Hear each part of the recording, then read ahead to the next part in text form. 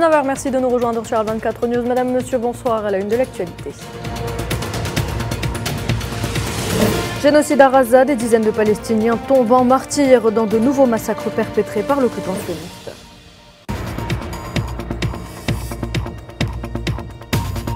Dans cette édition, nous irons à la rencontre des familles déplacées qui vivent dans la précarité sous leur tente de fortune.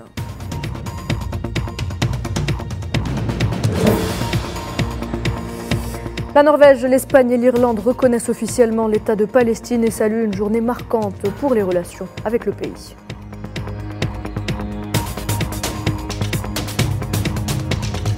Le chef de la diplomatie algérienne Ahmed Attaf est arrivé ce mardi à Pékin pour prendre part à la 10e réunion ministérielle du Forum de coopération sino-arabe.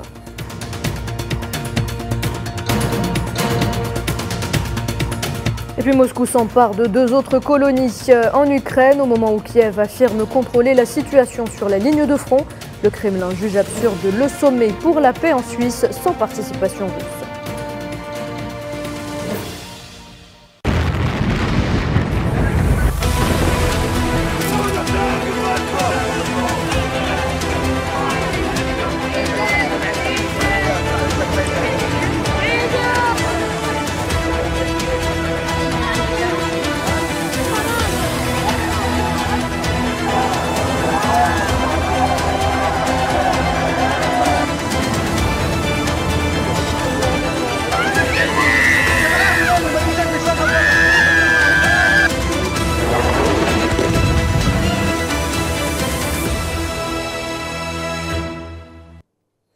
Bienvenue à toutes et à tous. Si vous nous rejoignez, l'armée sioniste poursuit son génocide à Gaza. Rien que durant les dernières 24 heures, 5 massacres ont été commis, faisant 46 martyrs et 110 blessés.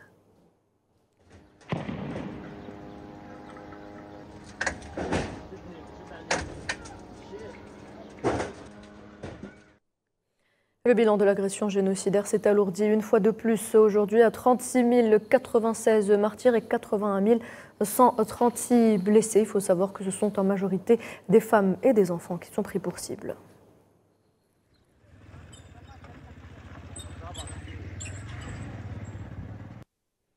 L'Organisation mondiale de la santé a qualifié la frappe sur Rafah d'acte horrible et meurtrier, affirmant qu'elle avait submergé en victimes les hôpitaux de campagne de la région au cours des derniers jours. Et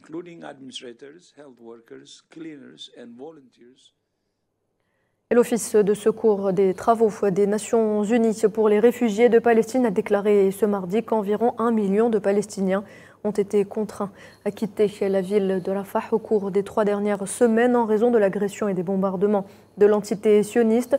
Sur son compte X, l'UNRWA a révélé que cela s'était produit alors qu'il n'existe aucun endroit où aller au milieu des bombardements, du manque de nourriture et d'eau et de l'accumulation de montagnes de déchets et de conditions de vie inadaptées.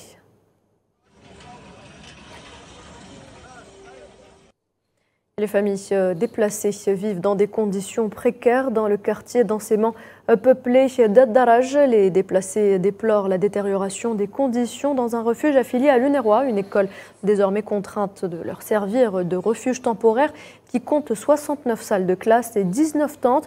Il abrite actuellement 3600 Palestiniens issus de 460 familles, dont quelques 1700 enfants.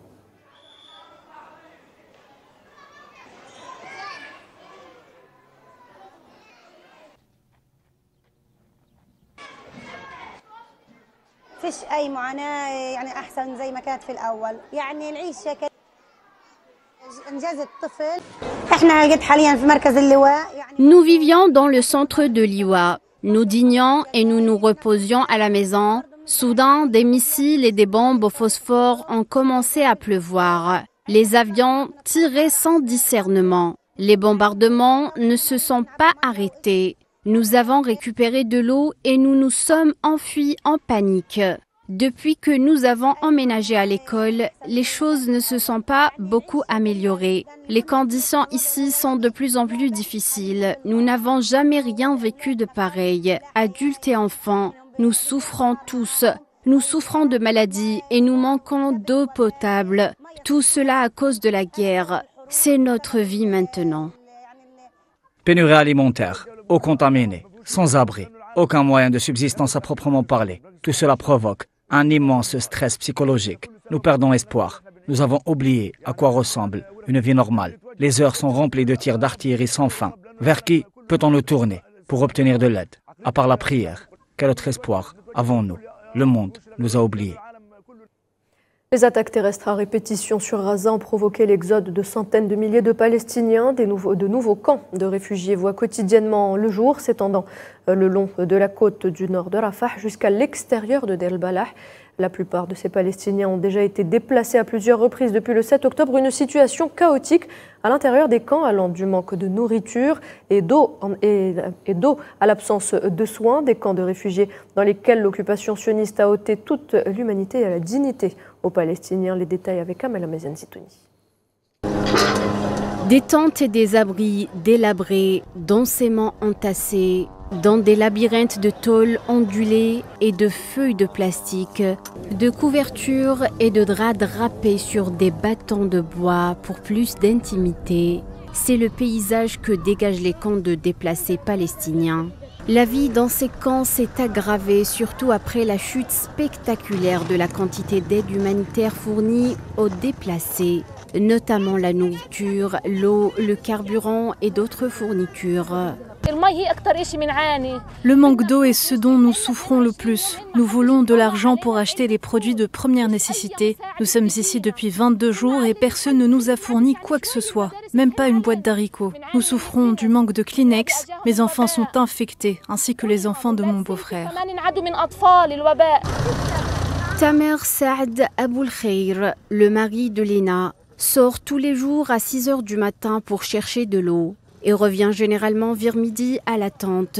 Ses 3 enfants, âgés de 4 à 10 ans, sont toujours malades, mais il se retrouve obligé de les envoyer chercher du bois pour le feu de cuisine. Nous souffrons beaucoup pour apporter de l'eau. Nous devons parcourir entre 20 et 39 km pour atteindre les sources d'eau de la mer Méditerranée. Il est également difficile d'obtenir de la nourriture. Il n'y a aucune aide. Des avions, l'arc de l'aide, mais vous n'obtiendrez rien. La situation est tragique, au-delà de votre imagination.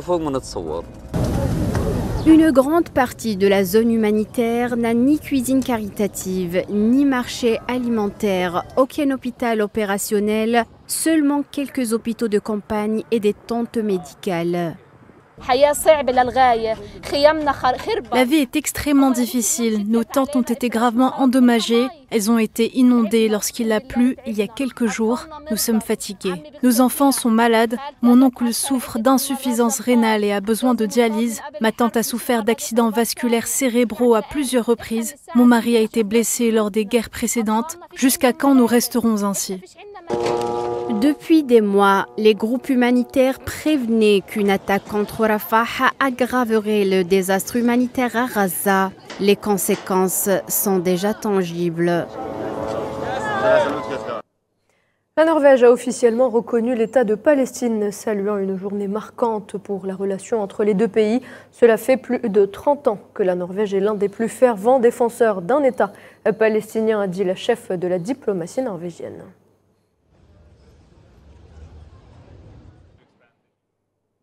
La reconnaissance de l'État de la Palestine suit son cours. Ce lundi, la porte-parole du gouvernement espagnol, Pilar Alegría, a annoncé que l'Espagne reconnaissait officiellement l'État de Palestine, parallèlement à des mesures similaires prises donc par l'Irlande et la Norvège. C'est un jour historique. La signature de la décision de reconnaissance de l'État de Palestine que le gouvernement espagnol a adoptée avec l'Irlande et la Norvège et que la Slovénie approuvera jeudi a le même objectif, aider les Israéliens et les Palestiniens à parvenir à la paix.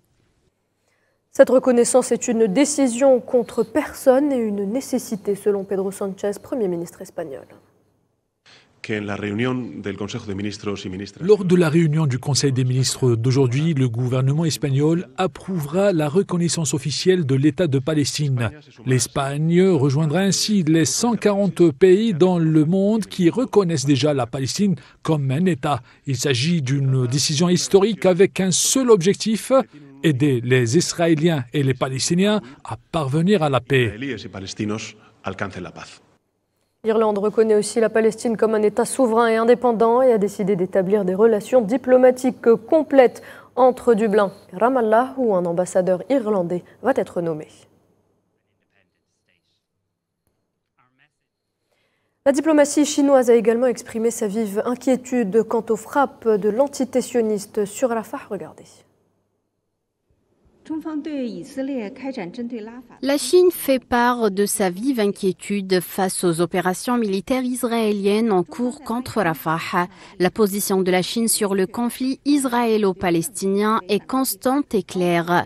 Nous nous opposons à toute violation du droit international, y compris du droit humanitaire international. Nous exigeons que toutes les parties protègent les civils et les installations civiles et nous demandons instamment à Israël de tenir compte de l'appel de la communauté internationale et de cesser ses attaques contre Rafah. La communauté internationale doit travailler ensemble pour atténuer et mettre fin au désastre humanitaire à Gaza. Réaction de l'Australie également. La ministre australienne des Affaires étrangères Penny Wong a déclaré dans un communiqué publié sur sa plateforme X que les frappes sur Rafah ont eu des conséquences horribles et inacceptables et qu'il est maintenant nécessaire de mettre en place un cessez-le-feu humanitaire afin que les civils puissent être protégés. En Cisjordanie occupée, cette fois-ci, les forces d'occupation ont arrêté 22 Palestiniens, dont une femme, un enfant et d'anciens prisonniers dans les gouvernorats de Ramallah, Beit Lahem al-Khalil, Tobas, Jenin, Al-Ghilia et Al-Quds, ce qui porte le nombre total d'arrestations depuis le 7 octobre dernier à environ 8910.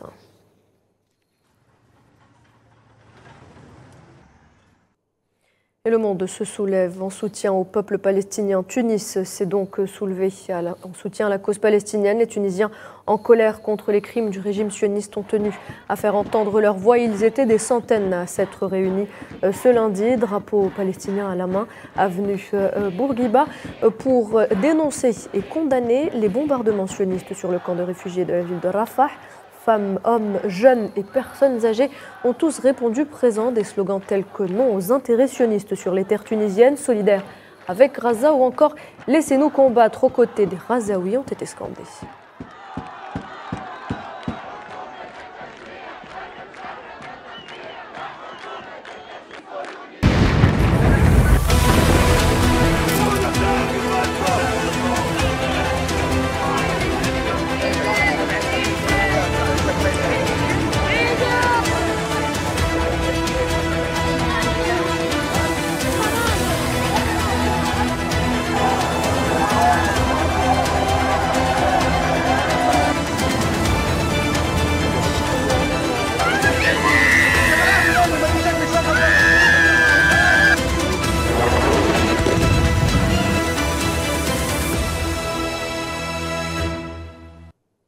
Dans l'actualité également, le 12e Parlement iranien a été inauguré ce lundi dans la capitale iranienne Téhéran lors de la cérémonie d'inauguration. Alaaddin Bouroujerdi, ancien président de la Commission de la politique étrangère et de la sécurité nationale du Parlement, a été nommé président par intérim. Le président officiel devrait être élu dans les prochains jours.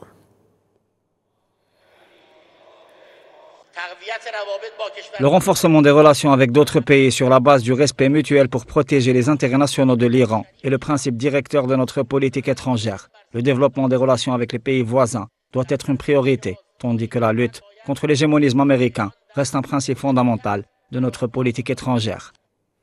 Je vous le disais en titre, chargé par le président algérien Abdelmadjid Tebboune, le ministre des Affaires étrangères Ahmed Attaf est arrivé ce mardi à Pékin, capitale chinoise, pour prendre part à la 10e réunion ministérielle du Forum de coopération sino-arabe.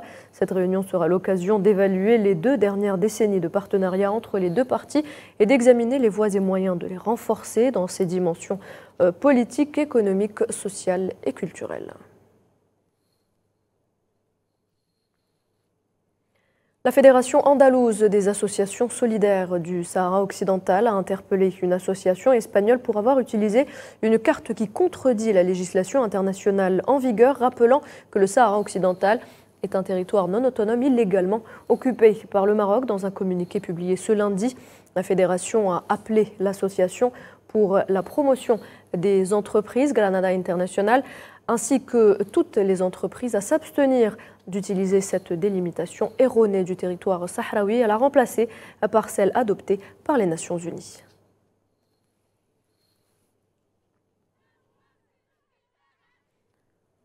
Direction le Maroc à présent, les rassemblements et les manifestations s'intensifient et se propagent dans toutes les villes du royaume pour exprimer la colère du peuple marocain contre les atrocités perpétrées par l'occupant sioniste à Raza. La capitale Rabat est notamment théâtre de manifestations quotidiennes depuis quelques jours. Les manifestants qui ont brûlé et piétiné le drapeau sioniste entendent ainsi faire pression sur le régime du Makhzen pour suspendre sa normalisation avec l'entité sioniste. Certaines manifestations comme à Berkane ont été violemment réprimés par les forces de sécurité marocaines. Et à propos du Maroc, il y a du nouveau dans l'affaire du scandale Pegasus, alors que les juges espagnols avancent dans leurs enquêtes sur l'affaire d'espionnage qui a touché de hauts fonctionnaires du gouvernement espagnol, dont Pedro Sánchez. Les pistes suivies par les enquêteurs ont conduit donc au Maroc, selon le quotidien El Espagnol. Le juge de l'audience, José Luis Calama, suit la piste du courrier électronique à partir duquel a eu lieu le piratage du téléphone du Premier ministre Pedro Sánchez, le même qui a infecté le téléphone du président français Emmanuel Macron, ainsi que des militants soutenant la cause sahraoui.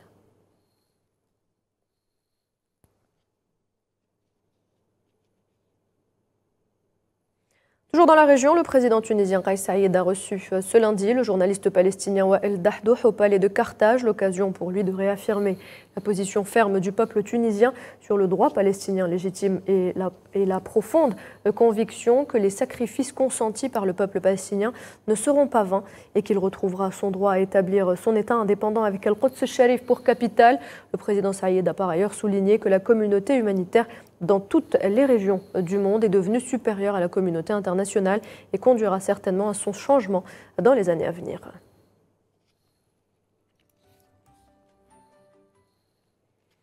Le Tchad a enfin son nouveau gouvernement. 4 jours après sa nomination, le nouveau Premier ministre de la 5e République, Alamey Alina, a formé son équipe, dévoilée lundi. Elle est sans surprise. Tous des fidèles du président Mahamat Idriss Déby Itno sont en poste. Parmi eux, l'ancien ministre de la Communication et porte-parole du gouvernement, Abdelrahman Koulamalla. Celui-ci hérite désormais du ministère des Affaires étrangères tout en conservant le rôle de porte-parole du gouvernement. Décret 002/PR/PM 2024 sur proposition du Premier ministre, chef du gouvernement, le président de la République, chef de l'État, président du Conseil des ministres, a nommé les personnalités suivantes, membres du gouvernement et chargés des départements ci-après. Ministre des Affaires étrangères, de l'intégration africaine et des Tchadiens de l'étranger et de la coopération internationale, porte-parole du gouvernement, M. Abderrahman Koulamalla. Ministre d'État, ministre de la Justice et des Droits humains, garde des Sceaux, M. Abderrahim Brehme Hamid. Élections législatives en Afrique du Sud, ils seront 27 millions d'électeurs à se rendre demain mercredi aux urnes pour un scrutin annoncé comme l'un des plus disputés depuis 30 ans. Le parti présidentiel, l'ANC, au pouvoir à la fin de l'apartheid, craint cette fois un recul historique face au parti de l'opposant Julius Malema. Les Sud-Africains devront désigner 400 députés à la proportionnelle. La nouvelle Assemblée nationale se réunira ensuite pour choisir le prochain président.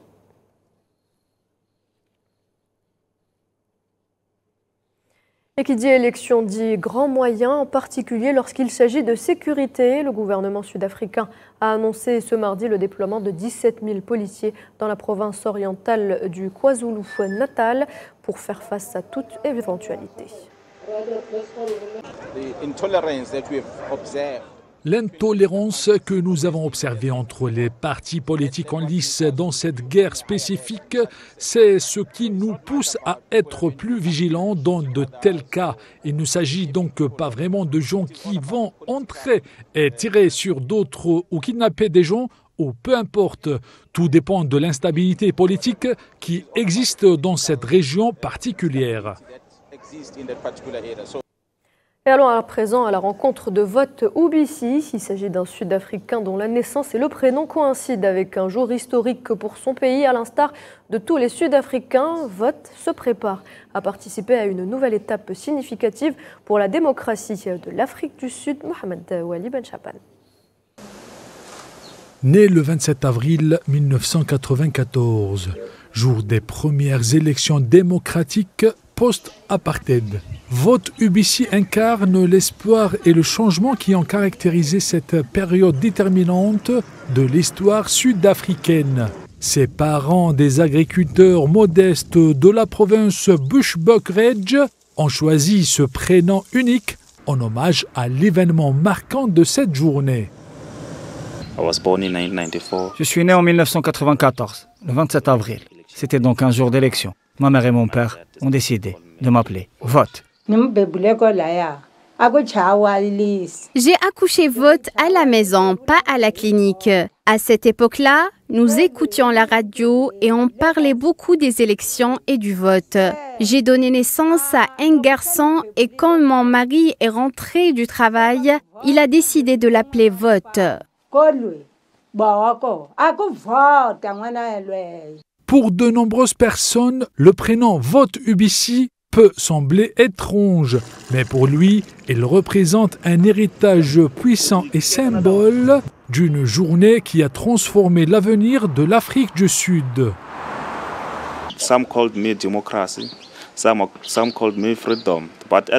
Certains m'appelaient démocratie, d'autres m'appelaient liberté. Mais la première fois que je suis allé à l'école, j'étais tellement en colère. Certains m'appelaient élection. Vous voyez, quelque chose comme ça. Ils me demandent pourquoi vos parents ont décidé de vous nommer Vote au lieu d'un prénom décent. J'étais tellement offensé au début. Mais quand j'ai grandi, j'ai décidé que je devais peut-être l'accepter.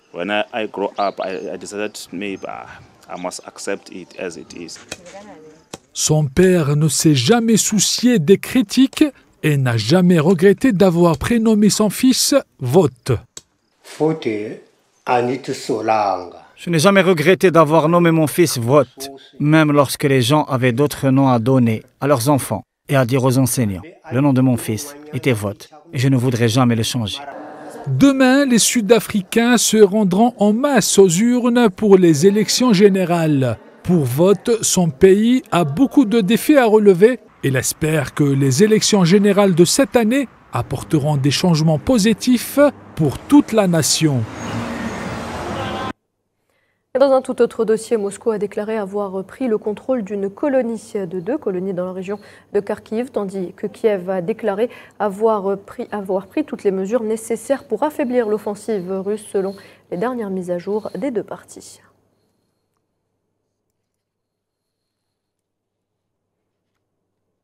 Le Kremlin a également jugé absurde et futile la tenue d'un sommet pour la paix sur l'Ukraine en l'absence d'une participation de la Russie, alors que Moscou n'a pas été convié par Kiev à cette conférence prévue mi-juin en Suisse.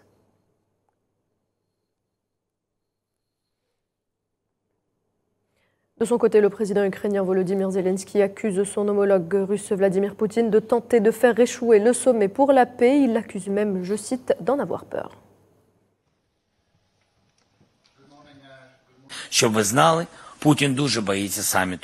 Pour votre gouverne, Poutine a très peur du sommet de la paix. Il pensait que 90 nations ne nous soutiendraient pas. Il a essayé de faire échouer ce sommet et continue de le faire. C'est pourquoi il envisage maintenant de mettre en place une plateforme parallèle. Et c'est pour cela qu'il y a des dirigeants qui ne se sont pas encore exprimés. Je pense que certains peuvent soutenir la Russie et soutiennent donc la guerre aujourd'hui. Les autorités de Papouasie-Nouvelle-Guinée ont entamé l'évacuation d'environ 7900 personnes menacées par un possible nouveau glissement de terrain dans le centre du pays. Mais les habitants ne veulent pas partir alors que leurs proches sont toujours sous les décombres. Et au moins 12 ouvriers sont morts après des pluies torrentielles provoquées par le cyclone Rimal, qui a entraîné donc l'effondrement d'une carrière de pierre dans l'état de Mizoram, dans le nord-est de l'Inde. C'est ce qu'ont déclaré ce mardi des responsables du gouvernement local. Du sport football, la sélection allemande a entamé la préparation de son Euro 2024 prévu du 14 juin au 14 juillet à domicile par une première session d'entraînement complète ouverte au public devant 15 000 supporters.